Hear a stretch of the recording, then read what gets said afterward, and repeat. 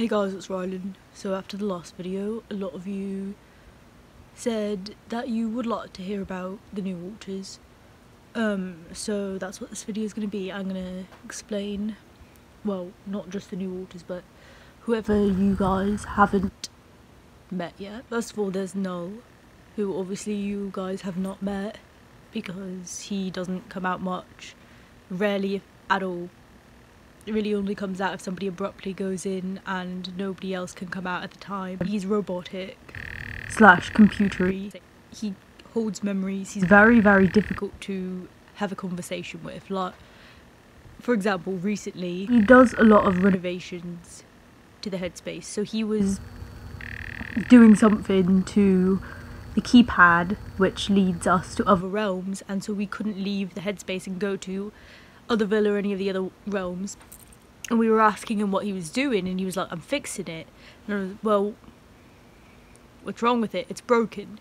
Well, how are you fixing it? I'm repairing it. Well, like, you just couldn't get any answer out of him. You have to phrase it a very specific way to get an answer that is helpful in any way. Then there is BREBEUF. He is Makani's twin brother. He is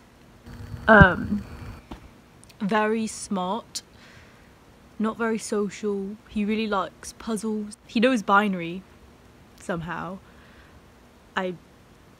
Yeah, he's the reason the leadership team started, because our therapist found out that he knew binary code, decided that he was a genius and wanted to make a leadership team, and he was the first person on it.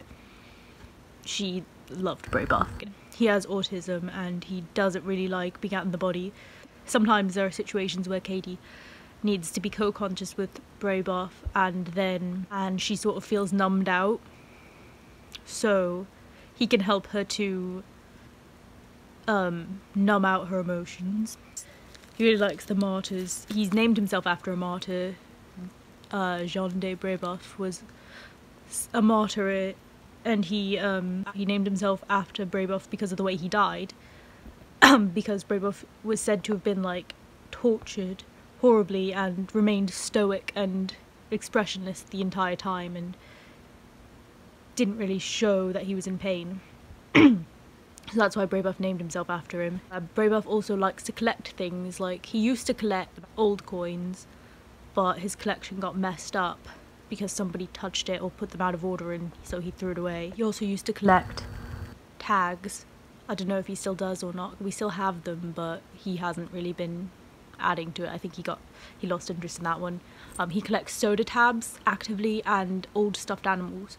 Noise is a really big thing that bothers him. He hates the rain a lot. Like, he hates water in general being wet. Like, it bothers him a lot. He won't go outside if it's raining. He won't even go swimming. The only time that he will get wet is if he's washing his hands. We don't have to shower in the inner world, so he doesn't do that. But he says that the rain gets on your clothes, the clothes stick to your skin and it feels like you're suffocating or something like that. He also really loves cats. BREBEUF is also very blunt and straightforward. He can come off rude sometimes without meaning to be. And I know he's not intentionally being rude because he doesn't really get that it's rude, but most people who know him don't think that he is rude. It just comes off that way at first if you don't know him very well. And he can be very stoic and seem like he's not interested in anything, but when he gets excited about something, he goes on and on and on and on about it. And then there is Dare. He's Damsel's brother, dating Fabian. Dare is interesting. He's very protective over Damsel and Fabian now. He's got a very dirty mind. I would say he's very blunt as well, and sort of sticks to himself most of the time also. Like, I've literally heard him say that the only people he cares about are Fabian and Damsel. Like, I've heard people ask Dare, like, why do you hate me? And he's like, I don't care enough to hate you. So he's a bit cynical. He can be very rude. And I don't think it's like BREBEUF where he doesn't realise he's being rude. I think he just doesn't care that he's being rude. I don't know what else to say about him. Helen is an interject of a woman that Katie met at a nursing home. Helen is 79. She is very sweet, very funny. She's amazing at telling stories, good at giving advice. She's hilarious, she tells the best stories. She's also very blunt, but she doesn't come off rude though, she just comes off like funny usually. Like for example, when we were in the eating disorder place a long time ago and Helen came out one time, the waiter came to give us our food and she was like, "Wow, you're so cute, I'd like to kiss you on the lips." And he didn't know about the DID and he was just like, what? Because he knew Katie, because, you know, he sees us every day. He was very confused. She's not shy at all. She has some really odd sayings. She's stubbed a toe and she'll say, "I'll kick a bucket of shit down the stairs." She believes that she's a ghost because the real Helen, the one that she's based on, passed away, and we didn't know that when Helen came into the system. And as soon as we found that out, Helen was like, "Oh, now I understand, I'm a ghost. That makes so much sense." And everybody else in the system is like, "No, Helen, you're not a ghost, you're an alter." And she's just like, "Oh, I believe whatever you want to believe. I know I'm a ghost." And yeah, she's something else. Then there's Max. Max is adorable. He enjoys going to school. That's one of his big purposes. He's also an inner self-helper now, since Glitch integrated. He's very awkward and shy and gets flustered very easily, so if anybody compliments him, which everybody always does because everybody thinks he's so adorable, anybody will compliment him or tell him how cute he is and he just gets all flustered and shy and is just like, "Thank you," and doesn't know how to respond. And he's like, I don't know if I should compliment them back or... yeah, it's... Max is so funny. And he's really sweet. He's just so nice and like kind to everybody, but he's also really easily intimidated. Like, he's scared of Katie's dad. And Katie's dad is really nice, but he's intimidated by everybody, and Katie's dad is like kind of, I guess, big and like I guess I could see how he would be intimidating to somebody who's never met him, maybe. But Max, like, one time responded to him and said, "Sir," and he was like, "Sir?" He was like, "Sorry, was that wrong?" So Max is terrified of people knowing that it's him also, so he won't tell anybody that he's out because he's afraid that they'll get mad for some reason.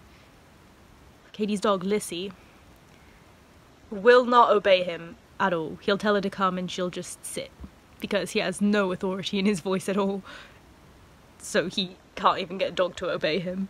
Sibella, Annie's baby, she just turned 1 in December, I believe. She says a few words, but she's like a baby, so obviously she's not going to be on the channel because she can't make a video, can't control being out unless she gets triggered out while someone is around to videotape. She rarely does get triggered out, but she's just a baby. There's not much to say about her. The words she says are mama, uppy when she wants to be picked up, baba, which is the name for her stuffed hippo that she has. She has one in the outer world and the inner world. She calls it Baba. She says other words, but I can't remember what some of them are now. I'm sure Annie could tell you all of them. Then Betsy. Betsy is terrified pretty much all the time. She has been back for a while, we just didn't know about it at first. Well, actually, I didn't even know if she was ever gone. She just wasn't in the headspace. She still isn't. I think she's 7 years old. And when she gets scared, she can turn into a doll or an animal. I don't know what animal, she just describes it as a fierce animal. She was in the headspace a long time ago, briefly, but we thought she was just a doll because when she was there we only saw her as a doll. We never saw her in any other form because I guess she was just so scared all the time. And she's scared of pretty much everything and everybody except Samantha.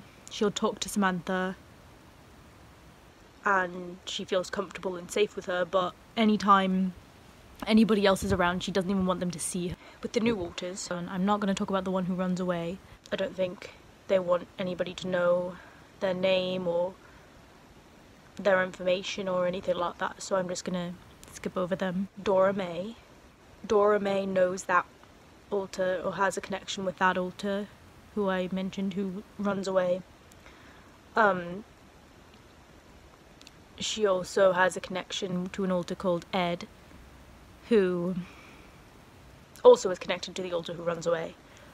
Dora May split off from something that happened recently that I'm not going to go into detail about because it's not mine to talk about. It's Katie's and Dora May's trauma. What I hear, Dora May is very sweet and very cheerful most of the time. Very peppy and upbeat. She has flashbacks quite a bit, but not like super intense like the rest of us do, or like a lot of us do, where we get like shaking and feel like we're back there and don't even know where we are. She describes it as being floaty. So like the memories are playing in her head and she feels dissociated, basically, is how I interpret that. And Hong says that when Dora May is floaty, or when she's really sleepy, she gets super depressed and starts talking really dark and just saying that basically nothing matters, and which is completely strange because most of the time she's super bubbly and happy. Then there is Ed, who is also an interject of somebody who I don't remember him. I don't have any of the same memories as the others. I only get trauma memories at all when I'm in Little Ryland. Apparently Ed was somebody who at one point at least tried to help us. At first he didn't know that he wasn't himself, and he didn't realise that it wasn't like 2004. And then there is Vida, who I literally know nothing about except that she's, I think, 21. She has some sort of accent. I think Hong described it as like a Russian accent. I'm not sure. She said she didn't know where she was from, I think. And she has a brother called, I don't remember what his name is. Her brother has never come out, so we don't know if he's even an alter or she just remembers having a brother. That's all I really know about Vida. And then there's Quillo, who I forgot to mention before, is the one who fixed the communication. He actually did come to the headspace. He's 9 years old, and he got really close with Helen. They like to play cards together. He's 9 years old, he's super sweet and funny and adorable, and I don't know much about him. He hasn't been there super long, but he likes card games and things like that. Yeah, I mean, he's just a regular kid, I guess. If you have any questions about the alters or for the alters, leave them in the comments. If there are any specific alters who you want to make introductions, comment that as well. I will let them know. I know BREBEUF isn't going to make an introduction. Null cannot make an introduction. SIBELLA cannot make an introduction. Dare, maybe, if enough people ask for it. And everybody else probably would. Questions about any of them, or for any of them, ask those in the comments. If you want introductions from any of them, leave that in the comments as well. And thanks for watching. Bye.